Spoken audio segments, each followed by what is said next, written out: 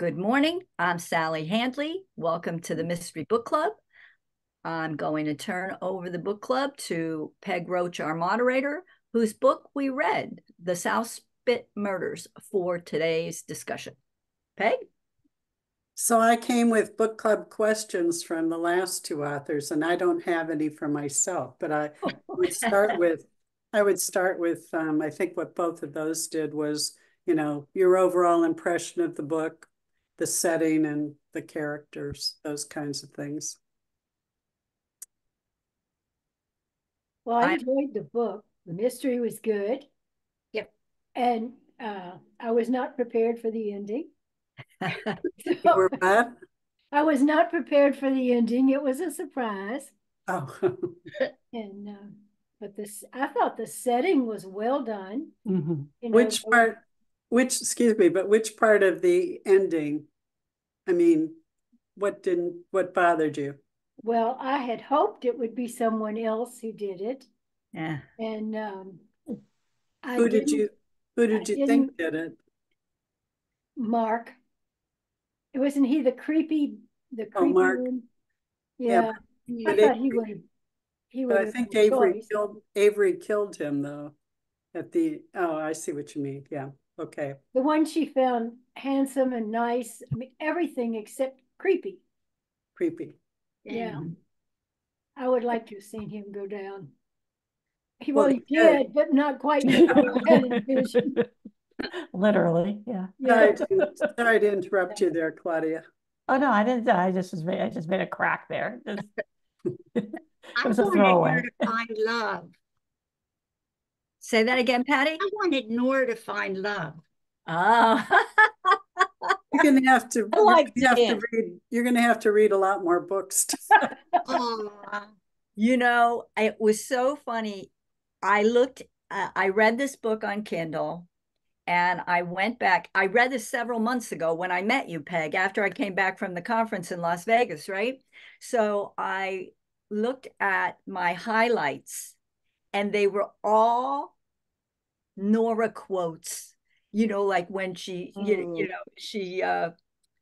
I should have had my Kindle here with me so I could write some of them because they made me laugh out loud. She was not a good housekeeper and, her love life's a mess. She's just she's very funny when she makes her remarks about that. So yeah, it would be nice for her to find love, but yeah, it's not in this book, right? No. No, you can't find love in the first book of the series. Come on, I liked the way you had Toby's vulnerability, the flashes of vulnerability that made us like him and want him not to be the bad guy. I thought that was a very cool, and to Ellis's point, you don't want it to be him, but I love those little flashes of childlike, like I say, vulnerability. The other thing that I really liked was I live at where Sonoma County, Napa County, and Lake County all come together in California. So a book about Humboldt County was something that I really loved, and I loved the setting. And in the beginning, you really set the scene out on the spit. I've been up there, not to that exact location, but I've been up to Humboldt County, and you really set the mood and the scene, and also the terrible drug problems they have up there. All of isolated areas, certainly, but Humboldt County is really, got a lot of problems. I mean, their entire economy used to be based on cannabis. So there you have it. And so I thought that was I thought you really had a very fine touch with setting. So I enjoyed that. Thank you. Well, just to comment on Toby, he comes back in oncology, which was my last book. Oh, I was going to say, you don't want to come back in oncology. Toby does. Oh, yeah, but I was to say. Wow. I liked your descriptions, and I highlight my descriptions in blue when I do the Kindle, and They were amazing, especially the buildings and the towns, and you really felt like you were there. I mean, you really had the setting so well done that you felt you were like you were in the story. Thank you. But I was hoping for Dan as a romantic figure. Oh. Surely Dan will be back. I hope. Nor Peg's not giving anything away there.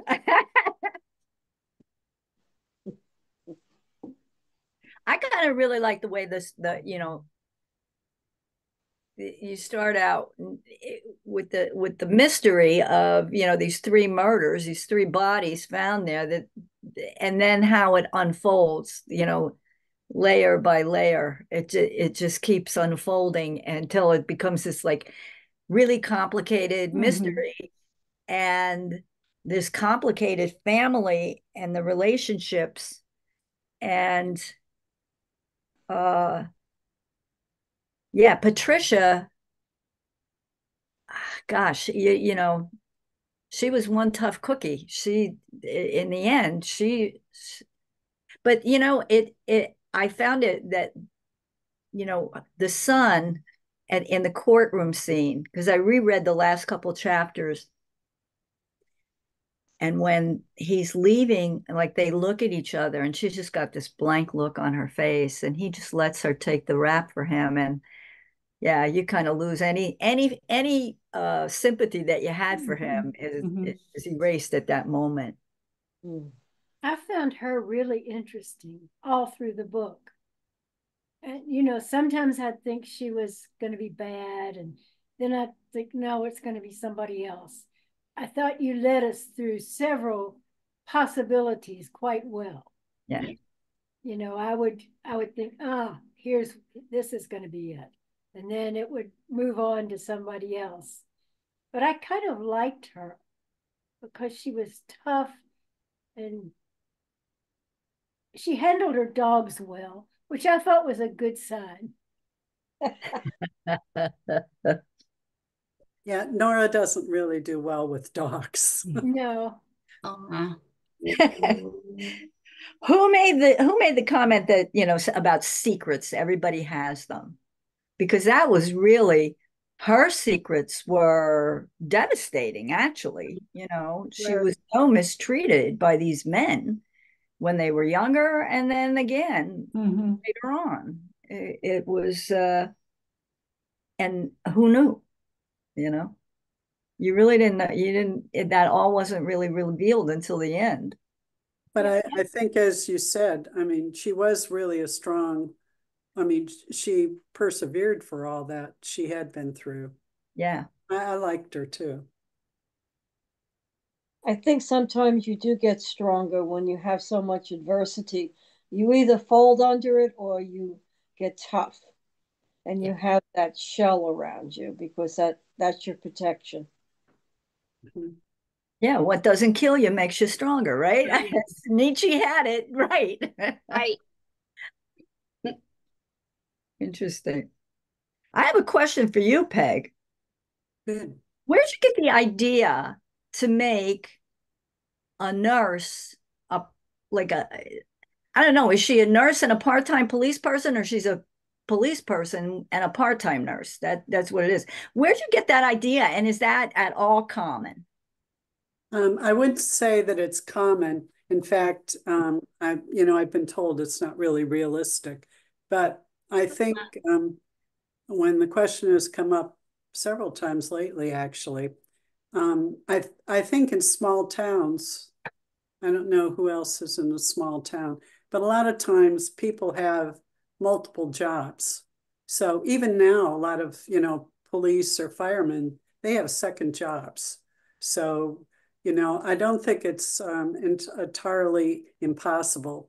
And I think from uh, looking at, I did the young adult novels, and she's in all three, and she gets involved in these murders in different situations.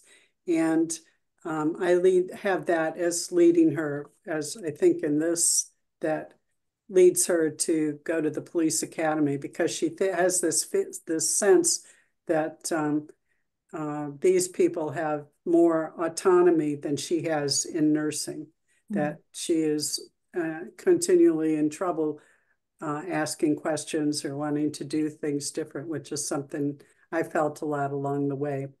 But so she goes to the academy and she finds that, you know, every job has its problems. Mhm.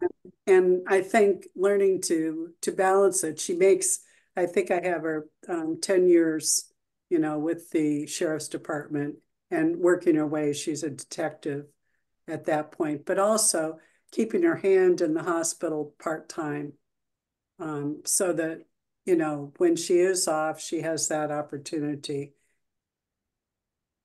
So you probably have told everybody over the past couple of months that I've not been here, but you're a nurse. Can you tell us a little bit about your own career and when you started writing? I've done probably just about everything that there is to do in nursing. I Oh. mean, I have. I didn't know where that was going. My first 7 years, I did pediatrics, and then I moved into an area to go back to grad school. And I, in the area, had no pediatrics, and so I started in long-term care. So I worked there while I was going to grad school, and then I did my graduate work was in public health, but the focus was on labor relations. So I went to work I did graduate study with the mass nurses, and then I went to work for the Ohio Nurses Association. I was with them about a year and a half, and they had budget cuts, and I was the least senior person. So then I actually went back to long-term care for a while. I did some teaching in between there, and then I started. I went back to the hospital to work in infectious diseases for about 5 years, and decided, and it also at that time I was still working there, but I started doing information systems at two of the hospitals, and that was kind of part-time. So, which eventually became full-time. I quit the hospital part, blah, blah. So it was, you know, kind of a mix of just about everything. I decided I wanted to go back to floor nursing. I was tired of administration because that was in the period just before the 90s when hospitals were going through a big transition financially in Medicare. And there were a lot of layoffs, and I had to fire people. I didn't like the administration part. So, and I also wanted to move to California. I had lived there years before that in San Francisco. My folks had moved to that area, and I wanted to be closer to them. They were down in the Bay Area at that time, but moved to Modesto. And I had a sister in Oregon. There were only 5. I didn't want the Bay Area. I knew the traffic down there. And I didn't want Southern California traffic again. I wanted something more peaceful, wanted to do something more creative. I was doing some painting and things at the time. And so I looked at the map, and there were only 5 hospitals on the coast between San Francisco and the Oregon border, and 4 of them were in Eureka. There were maybe 6. So there was one in Fort Bragg, and there was one in Crescent City. The rest of them were in Eureka. So I thought, well, given, you know, my ability to get in trouble, it would probably be better to have alternatives. So So off you went to Eureka. so I did hospital nursing for a while. Then I went to public health, and I continued to work at the hospital. And then I started doing supervisory work at the hospital. So it's kind of been, you know, lots of different things. But also going back to the issue of multiple jobs. When my parents started failing, I had at one point like 5 different jobs. I was working part-time at home health. I was working part-time at the hospital. I was doing one of the nursing homes part-time. I was teaching at one of the nursing homes. And I forget what the fifth one was, but there were like 5 different things that I was doing, which was great because home health, not home health, adult daycare. So I was able to work out a schedule that allowed me to be with my folks for, extended periods of time. I come from a big family, so we were able to sort of work out schedules, who would be with them when. And then, well, I guess that was the main point I was going for. So when Nora says, I don't like supervising, there's never enough beds and you're always rushing around, I guess that came from experience, huh? Yes. Yeah. Yeah, But then how did you start writing? Yeah, when did you get to the good stuff? I started writing about, I was writing sometime after I moved to California in 90. And so somewhere between 90 and 2000, I started short stories and that kind of thing. Then I started taking some classes, some creative writing classes. And the first book I actually started writing probably around 2000. So I was spending time with my folks and I had time to write in between. So my first book was published in 2008. So Very good. it was not an overnight success. Yeah, what is it? You work for 20 years to have an overnight success? Isn't that the saying? Yeah. One of those, you probably know that too. Yeah. Yeah, most of us know that, how that works. The what? I said, most of us know how that works. Yes. Right. Not an immediate success. So You said you worked for the sheriff's department? I worked for the after I retired, or just before I retired, I started working for the coroner's office, which was in Humboldt, as part of the sheriff's department. So I had the sheriff deputies did the, when there was a how do I want to say it, a down, somebody down with for unexplained reasons. They're the ones that brought them in to the coroner. So I had contact with the deputies, and I was able to do interviews with the sheriff's department, and did that for 3 or 4 years. I'm just now, I've reconnected with the sheriff's department here, and I'm doing that Citizens Academy, which I understand a lot of cities have. Yeah. And we're just finishing up the basic one, and then there's an advanced one that starts the 28th, I think, that goes through the month of April. So, and that's also, as I said, with the sheriff's department here. Where are you located now? I'm in Naples, Florida. Oh my God, I'm there all the time. Yeah, in Naples? Yes. Yeah, Well, my in-laws live there. Well, my father-in-law died, but my mother-in-law lives there. where is she? Um, she lives off of Golden Gate. Um, I'm around Vanderbilt Beach Road. oh, I have to look it up next It's time. further north. Well, North. Okay. you get my, I'll give you my email address, or Sally can give you. Okay. Yeah, that would be great. I'll have to give you a message when I go down there Yeah, to meet up. that would be great. It's fascinating to me. And however small the group is that I join on Zoom, somebody has that kind of a connection. You know? Yeah, yeah. I did a one for the Pat Conroy Literary Center. Yeah. And there was a man who knew, like, the small town I grew up in Pennsylvania, which nobody knows, you know? And it was just such a funny connection to me. Sally, what small town? I was going to say, what small town, Sally? Pringle, Pennsylvania. No. See, I told you nobody ever heard of it. It's Oh, Mile Square, and it's in northeastern Pennsylvania near Wilkes-Barre. oh, my I, parents, my mom was from Scranton. Yeah. That's our neck of the woods. Yeah. I was born in Johnstown. Oh, Oh, okay. okay. I was born by Pittsburgh. Yeah, yeah. I mean, we This left is by the six time I was degrees four, of but separation. We're probably all related. Yeah. probably so, Oh yeah. my gosh. Oh, I wow. had a question about Nora in the book. What age is she? I was trying to figure that out all through the book. How old is she? I would think she's probably like in her mid-30s to Okay.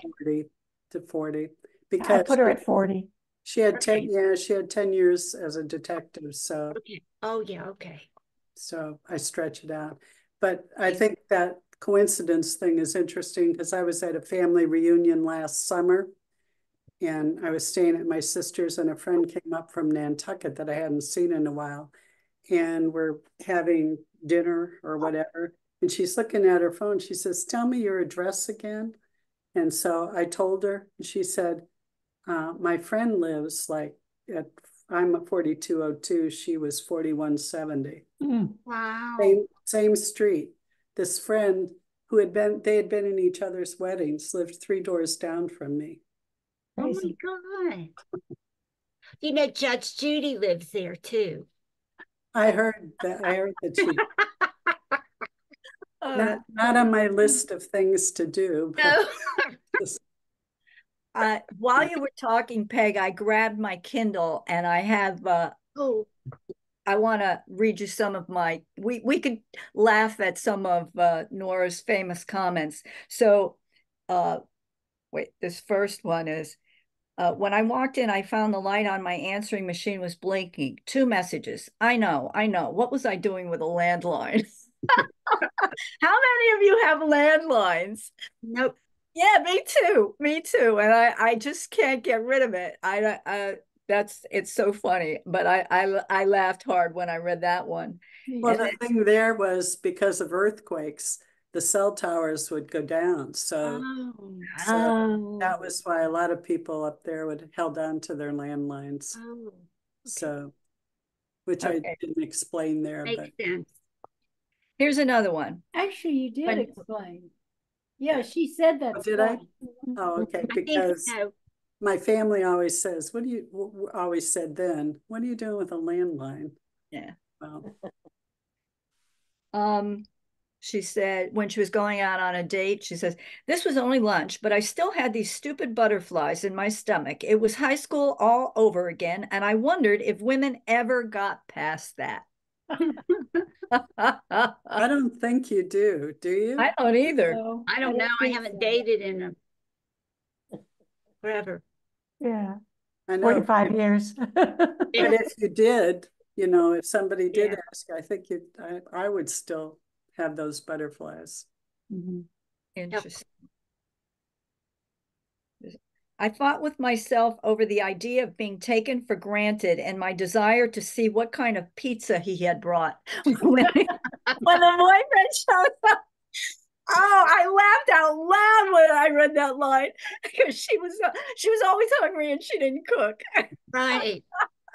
Yeah. Are That's you a so cook, funny. Peg? I am, Okay. So you but made you're right. She doesn't. I had a friend go through a rough draft of something one time. She said, "Every time I turn around, they're eating." I But, have the same thing in my books. so, Oh, Mine too. Somebody commented that in some of mine, they're always eating. mhm. That's Well, I guess missing that's from close to my mine. heart. So, That's kind of when people come together too. A lot of times yeah.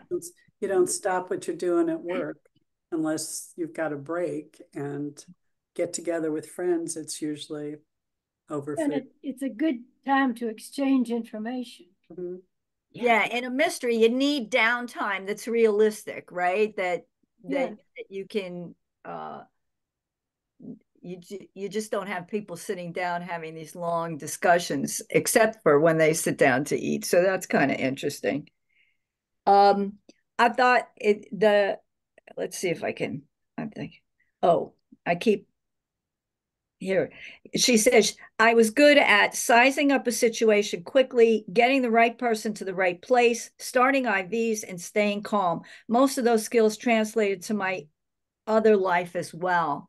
So that's getting back to, and I thought that was an interesting description to and an insight into what all you just discussed before with the skills that a nurse brings to the table, which I was talking to somebody about that before. They said in an emergency, you have three responses: flight, fright, fight, flight, or freeze.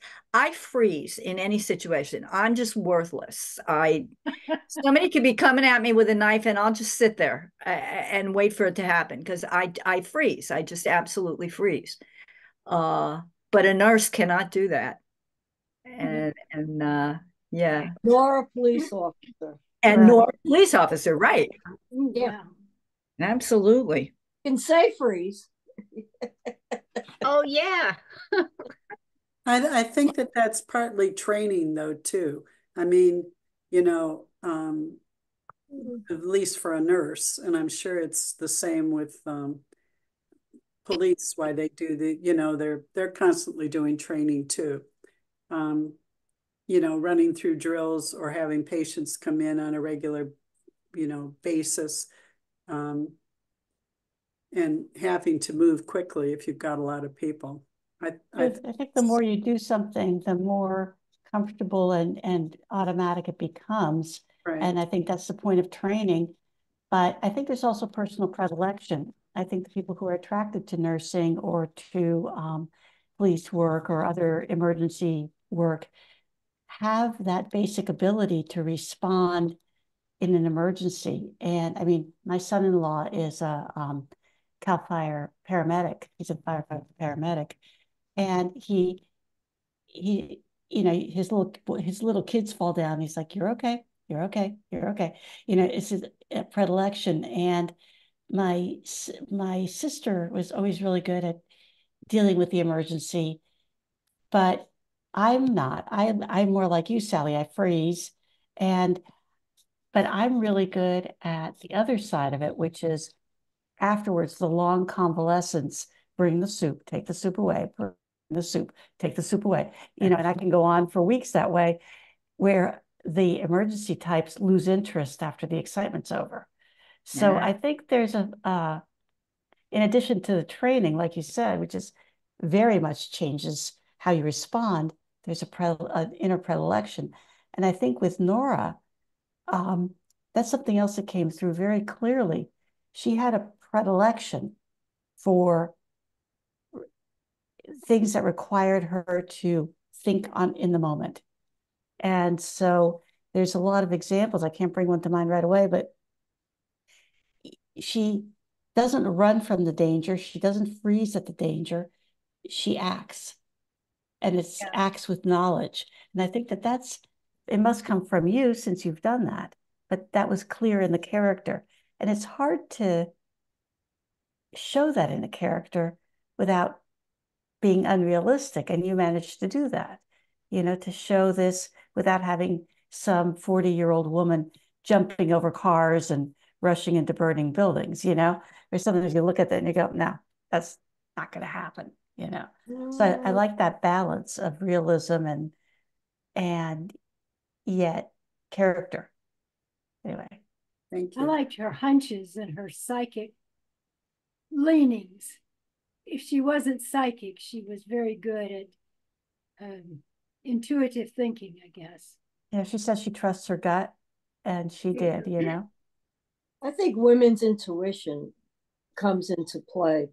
And I found it very helpful when I was a police officer. I think we downplay it, but I think it's very realistic and real. And Are I you thought that your character was very realistic in are her you role. are you a police officer, or were you a police officer, Darlene? Yes, I'm a retired sergeant. Oh, Where did you practice? Where did you practice? Where did you work? Oh, I'm sorry. I live on Long Island, so it's considered a medium-sized department. We had about 55 sworn officers. and here on Long Island. I Wow. wouldn't work in the city. We get paid more out here. And we actually can do things for the community where in the city, their hands are strapped. They're going from one emergency to another. And that's very difficult and hard on the officer also. As you said, even in your books, you need that downtime. Well, so do the police officers. So that is something that I liked out here, that we were more like neighborhood police officers.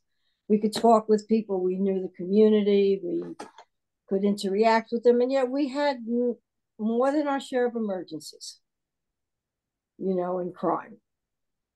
So one of the things I wanted to ask you was, I didn't realize that sheriffs in California were peace officers, not police officers. That surprised me because there's a different set of powers connected with the terms. Yeah, when I went to work for or I say work, but when I was volunteering with the coroners and doing autopsies, I actually had to fill out the police officer's application just to be a volunteer. And I didn't really, when you say that, I know that it was something different, but I don't remember exactly what the difference between the peace officer, what difference that made. Could you explain that, Darlene? What Yeah. is the difference? A Yeah. police officer, it's all about the powers that you have. A police officer has the right to bear arms and arrest powers, and peace officers don't always have that. Peace officers aren't always allowed to carry, and they usually have less of a responsibility in New York State. Yeah, it's a little different in California because That our sheriffs are armed and do arrest, and they cover for many of the smaller communities that don't have actual police officers. They or a police station, they are deputized to a different town, and they act as the police. They also provide the bailiffs for the courts. They are armed, and they also provide a lot of the investigative level for communities that don't have it. And they also their arrest powers are different here in New York. Yeah, it's different here, I think. Yeah. And it's a similar situation actually here in Naples, that the sheriff's department works in conjunction with the Naples Police Department, but actually they cover most of what we think of as Naples is actually not Naples proper, which is what the police officers cover.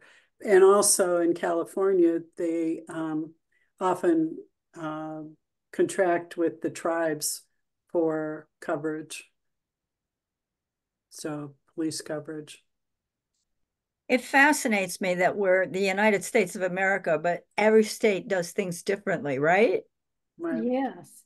Which is why when if you are a licensed professional in any capacity, a lawyer, a doctor, a nurse, you have to get recertified in the other states because it's the rules and regulations aren't the same. It's astounding, really. Well, I It's think hard to write, I think, sometimes these scenarios because you have to make sure the state you're in or the jurisdiction you're in is compatible with what you're writing because they're so different. Right. I have a feeling that's why I'm enjoying writing fantasy. You can just make stuff up. Several.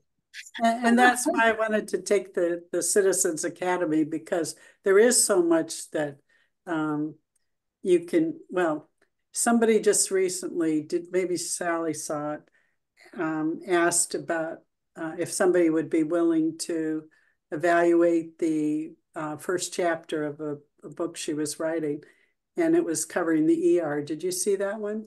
No, I didn't. I didn't. Anyway, I mean, it just had a lot of problems. And I know when you evaluate something, you're supposed to always start out with positive, which I I said I hoped it helped, but I mean, there were just a lot of problems with the way that the nurses were described as, handling things that they would not normally handle. So writing about a profession that you don't really practice can get you in a lot of, trouble. Is there I is there an association like crime scene writers?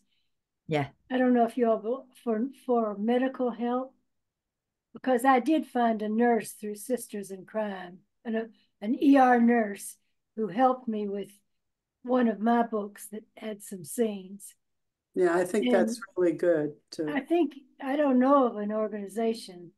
I don't know if you all belong to crime scene writers, but Right. if you don't, look at it, because they have a lot of retired or some current law enforcement officers, and they give really good help. And they tell You can just you, write. You check can your just own submit a state. question. Yeah, they always say, check your state, because it can be different. I I think highly recommend Citizens Police Academy because we had one here in Malden, South Carolina, and it was fantastic. Mhm. You really learn a lot, and even just to see things through the policeman's eyes is really helpful. Mhm. I think it depends on the kind of, oh, absolutely, it is helpful. And it would be terrific to be able to do that. I think it depends on, again, on the kind of writing you're doing, because Peg's book specifically has the point of view of somebody who should know what the police do Oh, and should know what the nurse is doing. But if you have a protagonist or a point of view where it's the lived experience, um, you can go into the emergency room and feel like nobody pays attention to the patients, or, all they do is worry about your insurance.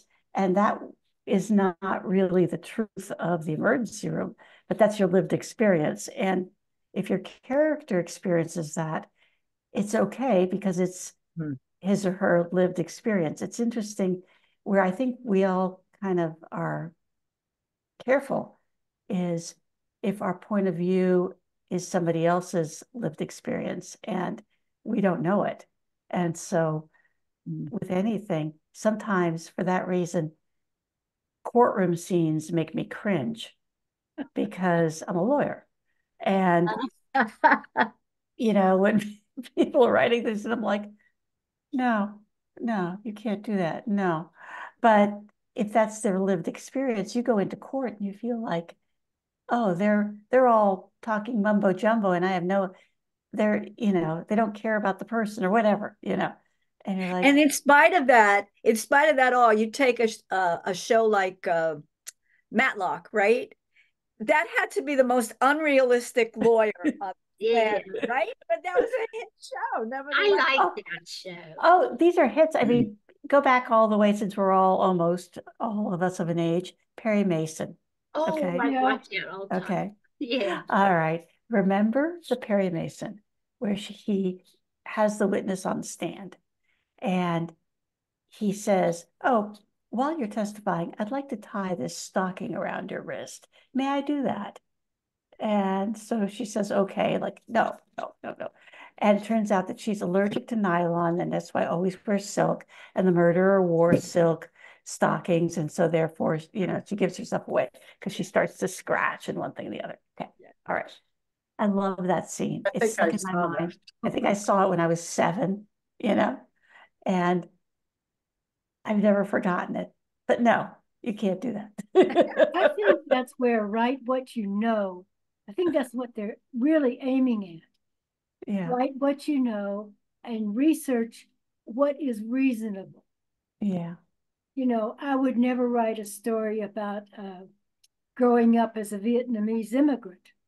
Oh, There's no way I would ever get everything they felt and went through. And I wanted one in one of my books, a character, but at the time I didn't have the contacts I thought I needed. Well, yeah. I think what I generally try to do myself is to not get too much into the specific of forensics or ballistics or Right.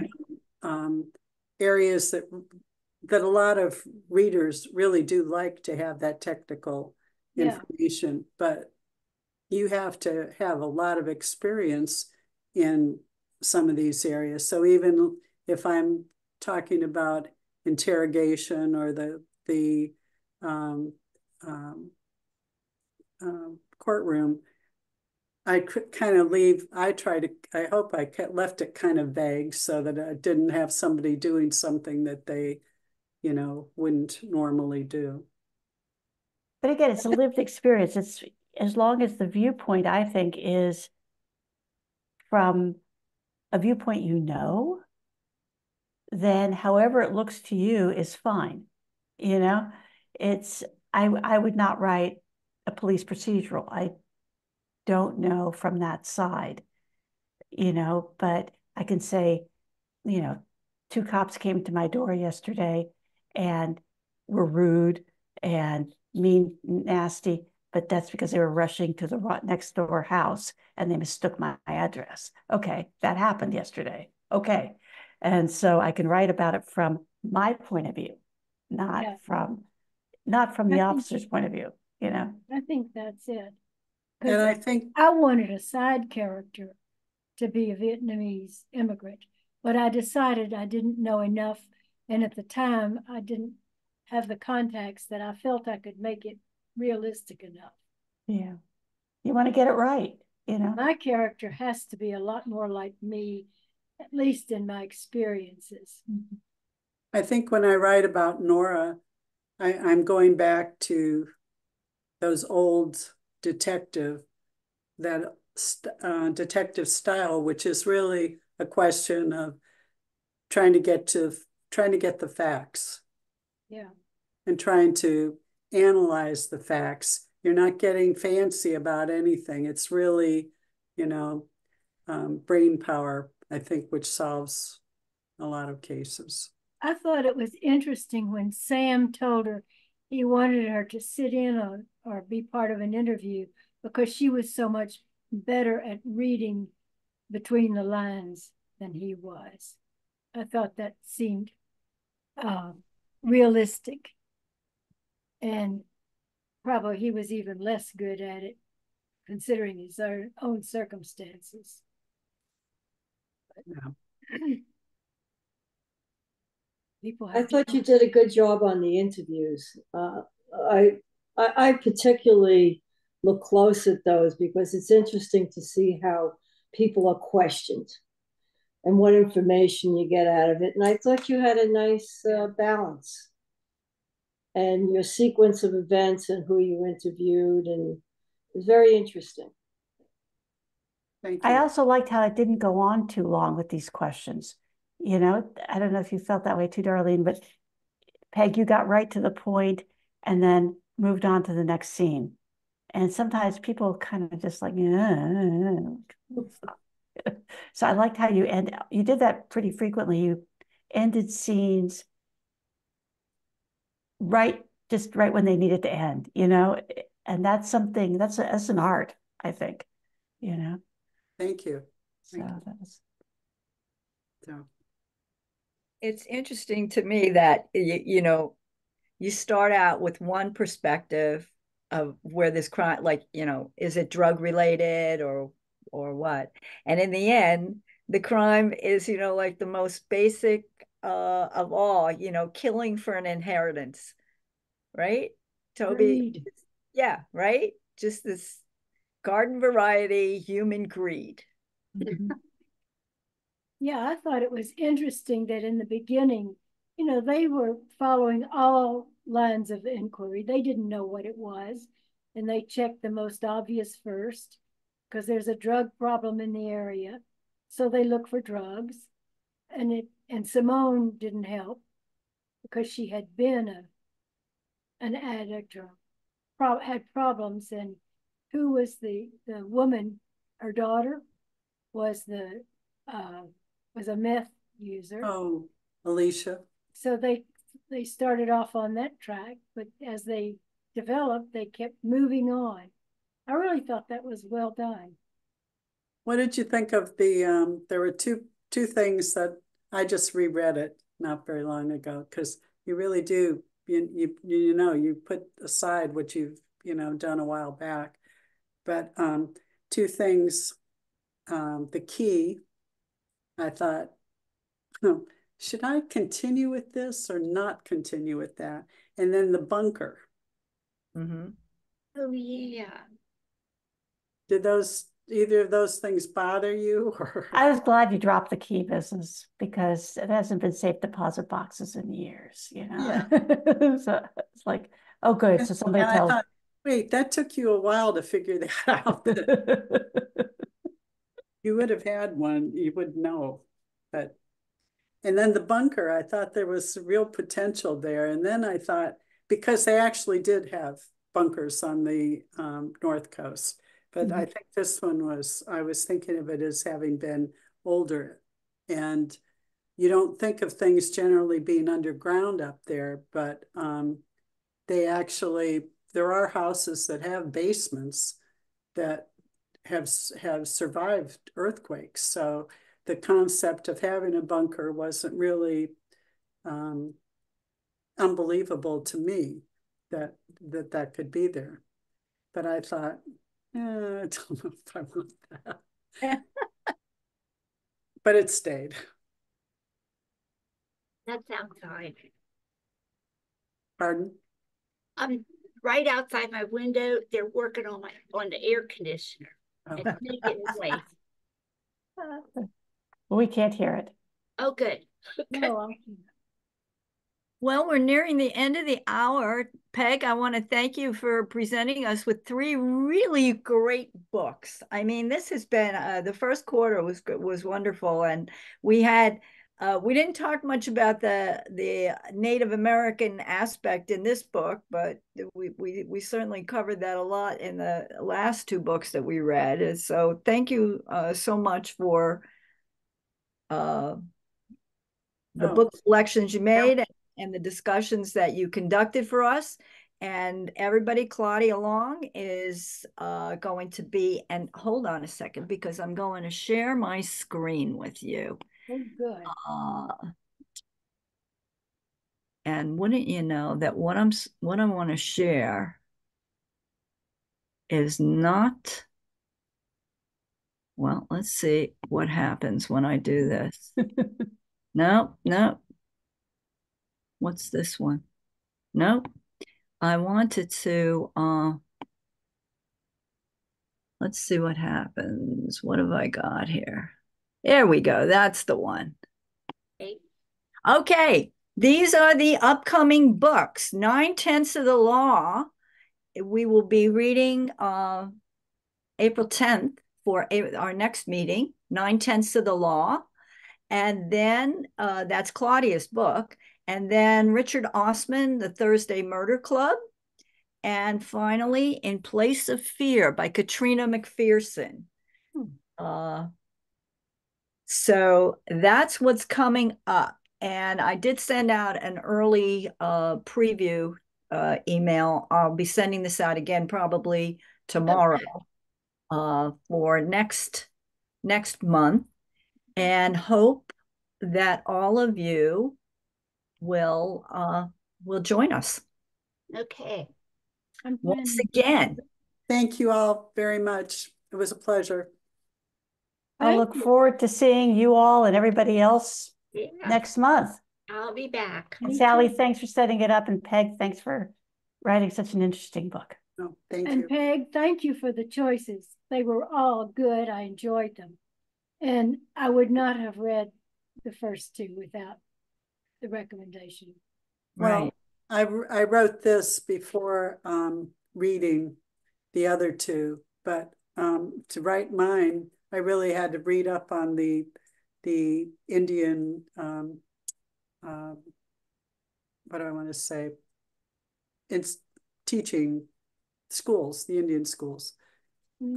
Read up on that, and then the tribal police issue. So it was even more interesting to get into those two books, and that's where I thought it sort of tied in. Yeah. Before we break, book 2, tell us just a sentence about it. The book that follows this one. Oh, well, the one that comes after this one wasn't, well, it's Nora Brady, but it was the haunting on Dunbar Lane, which is kind of a sort of a paranormal mystery. So I like to read And books then in the one order. that ties So, in with this, where Toby appears, is oncology, okay. which was the last one I did. So he comes back. Do we need to read book 2 before we read book 3? Oh, you don't, I don't think you have to read any of them in order. Okay. So I think the link is the characters are still kind of, they have that cozy element of knowing each other. But I would not put, would you put this? I would not put this as a cozy. Oh, no. Oh, no. No, Penny not Brady. cozy at all. No. Claudia, you're the 9/10 of the Law, which is the first book we'll be reading, which is your book. You want to give us your elevator speech on that book? Okay, 2 adult sisters, more or less the age of all of us on the screen, are daughters of a Holocaust survivor. And they go to a museum in New York City where they see a menorah that Zara remembers her mother showing her in the museum at a different exhibit and saying, that belonged to me. So they decide they are going to reclaim the menorah. And when they go to try to reclaim it, it disappears. And they chase the menorah, the malefactor, and a murder all across New York City to try to find it. Interesting. So there are flashbacks to World War II, but it is 95% contemporary. Great. Sounds very enticing. Yes. All right, everyone. Thank you. And look for the email to register Bye. for next quarter. See you next month. Bye-bye. Bye. Bye. Thank you. Oh, Sally, give me Peg's email Okay, when you have time. I'll email it to you. Sure. Okay.